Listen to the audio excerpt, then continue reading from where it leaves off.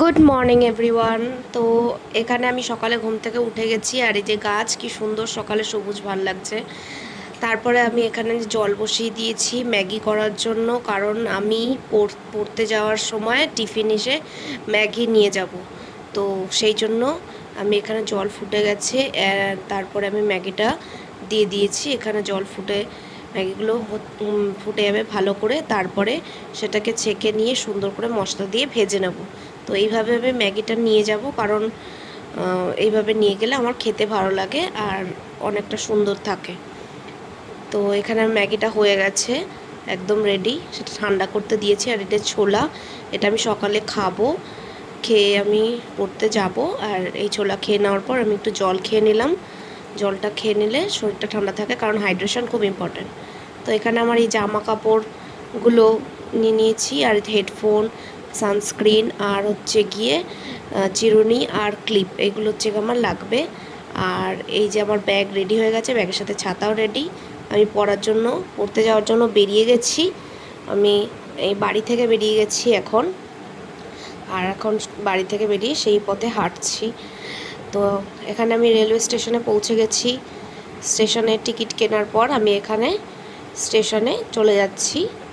আর এখানে ওই টিউশনে আমার কাজ হয়ে গেছে, টিউশনের প্রায় ছুটির মতন হয়ে গেছিলো, আর টিউশন থেকে ছুটিও হয়ে গেছে। এখন আমি স্যারের বাড়ি থেকে বেরিয়ে গেছি, আর এখানে স্টেশনও চলে এসেছি, ট্রেনও চলে এসেছিলো আমার।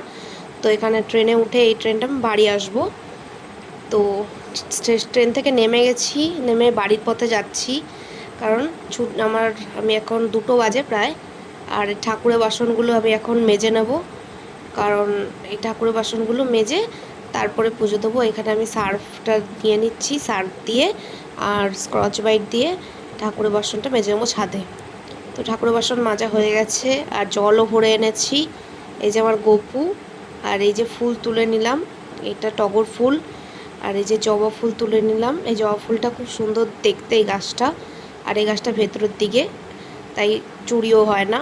আমাদের বাড়িতে ফুল চুরি হয়ে যায়, বাইরের দিকে যে গাছটা আছে সেটাতে চুরি হয়ে যায়, এই গাছটা ভেতরের দিকে বলে চুরি হয় না। এই গাছটার ফুল অনেক বেলা অবধি থাকে। আর এই যে সুন্দর বড় বড় টগর ফুল, এটা খুব সুন্দর দেখতে। গাছটা মা লাগিয়েছে আমার। আর এখান থেকে এই গাছটার পর এই যে কাঞ্চন গাছ, গাছটা খুবই ছোট যখন হয়েছিল তখন ভেবেছিলাম যে গাছটা বাঁচবে না, কিন্তু গাছটা ভাগ্যচক্রে বেঁচে গেছে এবং অনেক ফুলও হয় এখন। তো এটাতে আমার মা ভীষণ খুশি, কারণ আমার মা এই গাছটার জন্য ভীষণ কান্নাকাটি করেছে। তো এই গাছটাতে ফুল হয়। আর এই গাছটার জন্য আমি ফুলটা নিয়ে নিলাম।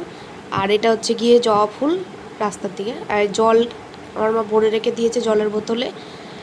আর এটা হচ্ছে ব্যাগ আমার, আমি রেখে দিলাম ব্যাগ আর ছাতা, আমি ঘরে রেখে দিলাম। আর এটা কলকে ফুল, এটা ছাদে রয়েছে, এটা তুলি না, তোলা হয় না খুব একটা।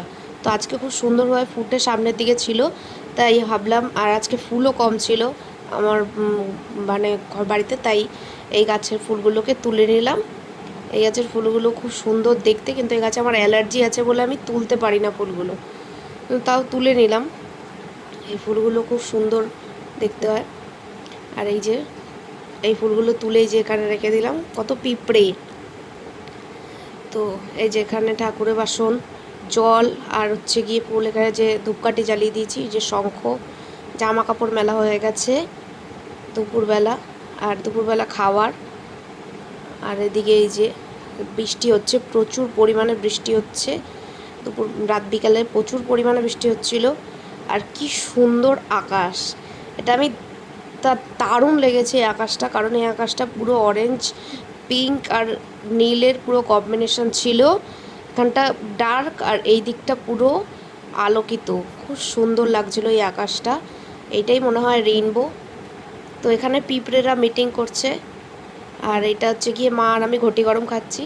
আর এখানে ডিনার চাউমিন, টাটা।